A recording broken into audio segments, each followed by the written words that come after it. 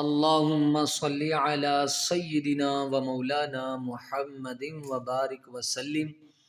مجھے دیکھنے والے تمام مسلمان بہن بھائیوں کو میری طرف سے السلام علیکم ورحمۃ اللہ وبرکاتہ۔ تو آج کا ہمارا سبق ہے سورۃ البقرہ کی آیات نمبر 42 سے لے کر 44 تک، یعنی کہ 2 آیات پر مشتمل ہے۔ تو اس کو ہم کیا کریں گے، لفظ بہ لفظ سیکھیں گے۔ تو سبق شروع کرتے ہیں۔ اعوذ باللہ من الشیطان الرجیم، بسم اللہ الرحمن الرحیم۔ وَأَقِیمُوا الصَّلَاةَ وَآتُوا الزَّکَاةَ وَارْکَعُوا مَعَ الرَّاکِعِینَ۔ تو یہاں پر تھوڑا سا مشکل پیدا ہوتی ہے کہ یہاں پر یہ دیکھیں واؤ بھی خالی ہے اور پھر آگے 2 الف آتی ہے اور پھر لام آتا ہے، اس میں کچھ بھی نہیں ہے، بالکل سائلنٹ ہے۔ تو یہاں پر ہجے جب کیے جاتے ہیں تھوڑی سی مشکل ہوتی ہے کہ پتہ نہیں اس کو کیسے پڑھنا ہے کیسے نہیں پڑھنا، تو اس کے ہجے کروا دیتا ہوں۔ پھر آگے یہ بھی اسی طریقے سے مشکل ورڈ ہے، تو اس کو بھی سیکھ لیتے ہیں اور اس کو بھی اچھی طریقے سے سیکھ لیتے ہیں۔ واو زبر وا، حمزہ زبر ا، وا قاف یا زیر قی، وا کی میم کو صاد کے ساتھ ملائیں گے، کیونکہ صاد کے اوپر ہم نے دیکھنا ہے کہ شد کی حرف پر ہے، ٹھیک ہے۔ تو شد کی ویلیو ہے وہ سکون جو ہے جزم ہے اس کی نہیں ویلیو جتنی شد کی ہوتی ہے، شد کو زیادہ اس کی زیادہ اہمیت ہوتی ہے۔ میم کو صاد کے ساتھ ملائیں گے، پھر صاد زبر صا پڑھیں گے، وَأَقِیمُوا الصَّلَاةَ، لام کھڑا دبر لا، واؤ کو بھی نہیں پڑھیں گے، یہ بھی سائلنٹ ہے۔ لات اور تا زبر تا، وَأَقِیمُوا الصَّلَاةَ وَأَقِیمُوا الصَّلَاةَ وَآتُوا الزَّکَاةَ وَآتُوا، اور تا کو زا کے ساتھ ملائیں گے، واؤ الف، یہ 2 الف ہے اکٹھے اور لام ہے، ان چاروں جو ہیں ورڈ ان کو نہیں پڑھیں گے، بلکہ تا کو زا کے ساتھ ملائیں گے، جیسا کہ ہم نے میم کو صاد کے ساتھ ملایا، یہاں پر تا کو زا کے ساتھ ملائیں گے، پھر زا زبر زا پڑھیں گے، پھر کاف کھڑا زبر کا پڑھیں گے، پھر واؤ ہے اور پھر یہ بھی واؤ سائلنٹ، اس کو پھر نہیں پڑھیں گے جیسا کہ ہم نے یہاں واؤ پڑھی تھی۔ وَآتُوا الزَّکَاةَ وَارْکَعُوا مَعَ الرَّاکِعِینَ،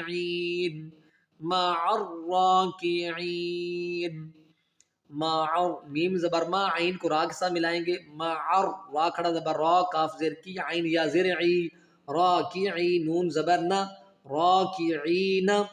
وَأَقِیمُوا الصَّلَاةَ وَآتُوا الزَّکَاةَ وَارْکَعُوا مَعَ الرَّاکِعِینَ، یہاں پر سٹاپ کریں گے، مَعَ الرَّاکِعِینَ، نون کو ساکن کر دیں گے۔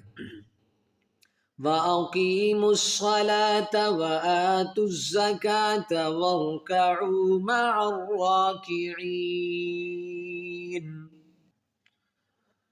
أَتَأْمُرُونَ النَّاسَ بِالْبِرِّ وَتَنْسَوْنَ أَنفُسَكُمْ وَأَنْتُمْ تَتْلُونَ الْكِتَابَ أَفَلَا تَعْقِلُونَ۔